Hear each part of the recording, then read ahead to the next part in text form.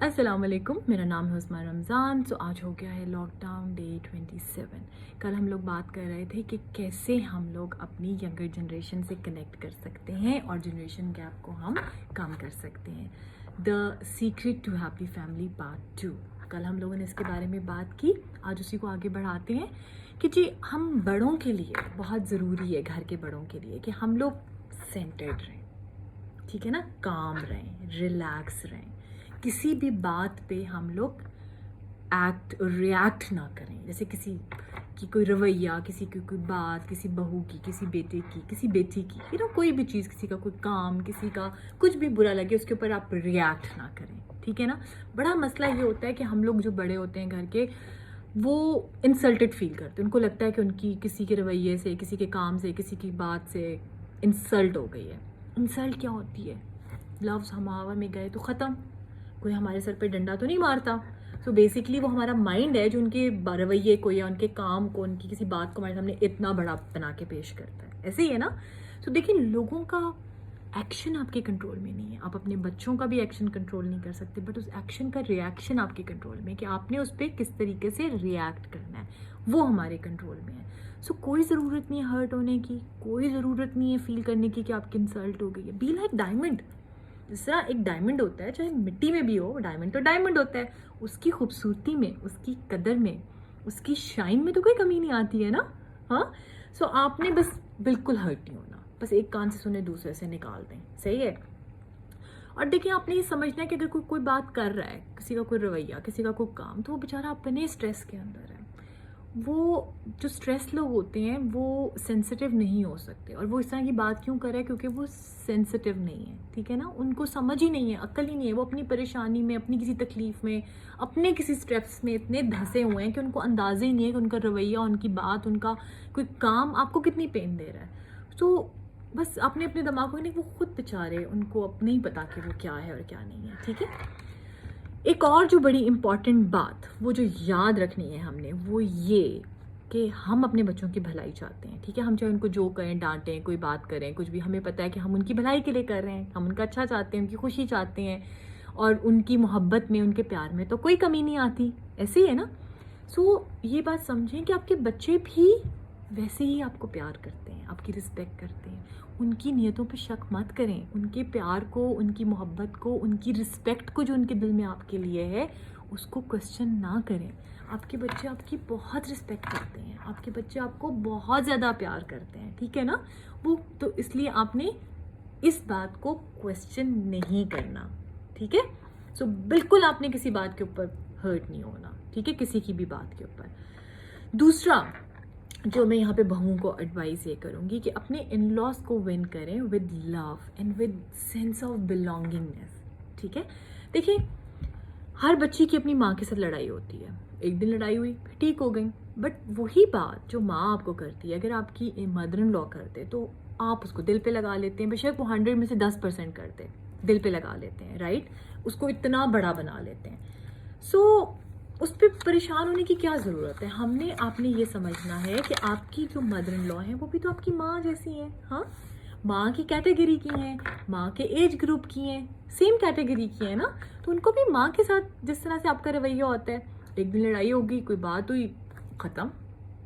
उसको दिल पे लगा के और दिल में रखने की ज़रूरत नहीं है। सो ये दोनों तरीक़ों से, दोनों तरफ से ये चीज़ होगी, तभी हम अपने घरों के माहौल को बेहतर कर सकते हैं, ठीक है ना। तभी हम अपने घरों को जन्नत बना सकते हैं। और यही वो चीज़ है जो हमारी फैमिली को इकट्ठा रखेगी। दूसरा, एक घर के बड़ों की एक और बहुत बड़ी रिस्पॉन्सिबिलिटी जो उनके कंधों पे होती है, वो ये कि आपकी जो दूसरी जनरेशन है वो आपको लुक अप कर रही होती है। बेशक वो माने नहीं, बट वो आपको देख रही होती है, आपसे सीख रही होती है। और जैसे आपको मैंने कहा था कि आपके बच्चे वो बनते हैं जो आप होते हैं, वो नहीं बनते जो आप उनको कहते हैं, ठीक है ना। तो आपने अपना बहुत ज़्यादा ध्यान रखना है कि आप अपने आने वाली जनरेशन को क्या दे रहे हैं, ये आपकी रिस्पॉन्सिबिलिटी है। सो टाइम को वेस्ट करने में, फ़ोन पे गॉसिप करने में, इधर की बात उधर, उनका कोई फ़ायदा नहीं है। It's a waste of time, ठीक है ना।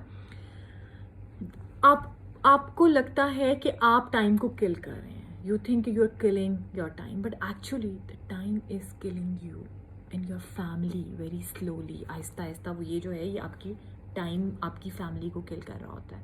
सो कोई फ़ायदा नहीं है. Don't waste your time in useless stuff. इनको प्रोडक्टिव चीज़ों में उस तरह से अंदर यूज़ करें.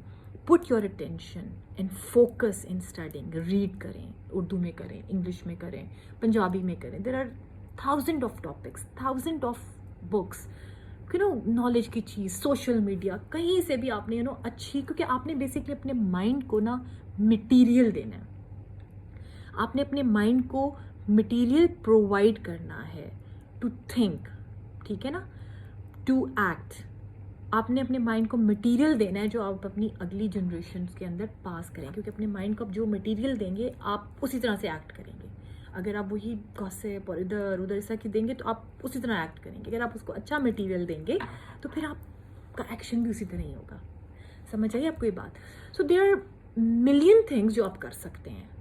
इसी तरह बहुत सी चीज़ें अपने घरों के अंदर हम इग्नोर भी कर सकते हैं, और कुछ चीज़ें होती हैं जो हम इग्नोर नहीं कर सकते. लाइक कोई बच्चों का ज़िंदगी का मसला है, मीन्स उनके कोई काम का मसला है, उनके कोई रिश्तों का मसला है, कोई ऐसी चीज़ें होती हैं जो आप इग्नोर नहीं कर सकते. तो वहाँ आपने क्या करना है, you have to give advice.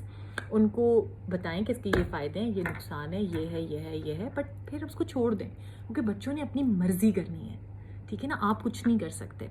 सो उन्होंने अपनी मर्ज़ी, उनकी ज़िंदगी है, उन्होंने अपने तरीके से सीखना है.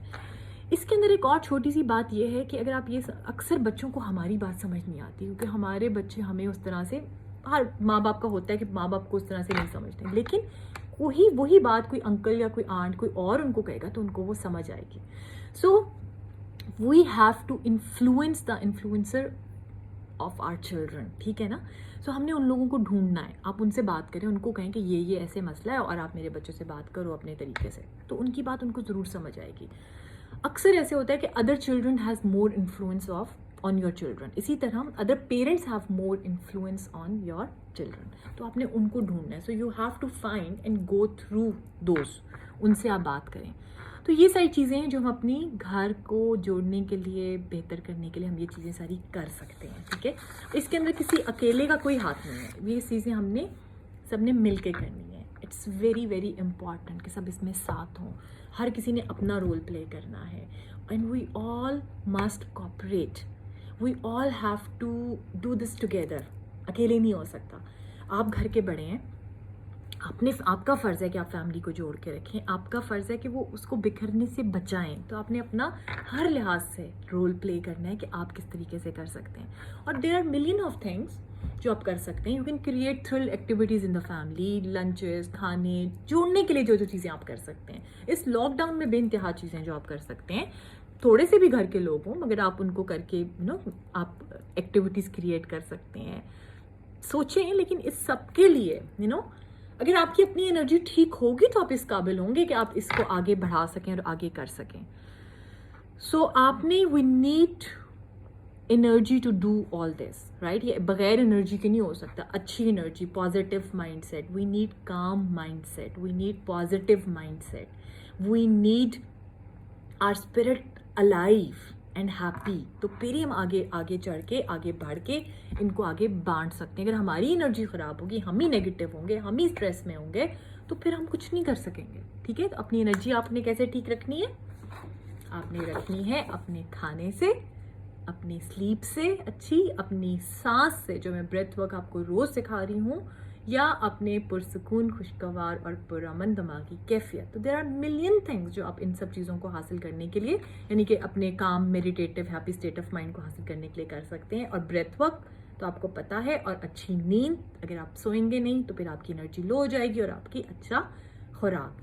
देखिए, self love is not selfish, it's self care. अगर आप अपना ख्याल रखेंगे तो आप किसी और का ख्याल रखने के काबिल होंगे. अगर आप खुश होंगे तो आप किसी और को खुशियाँ देने के काबिल होंगे. तो आपने अपना ख्याल सबसे पहले रखना है. ठीक है, और फिर आपने आगे बढ़ के रिस्पॉन्सिबिलिटी उठानी है अपनी फैमिली की, सबकी.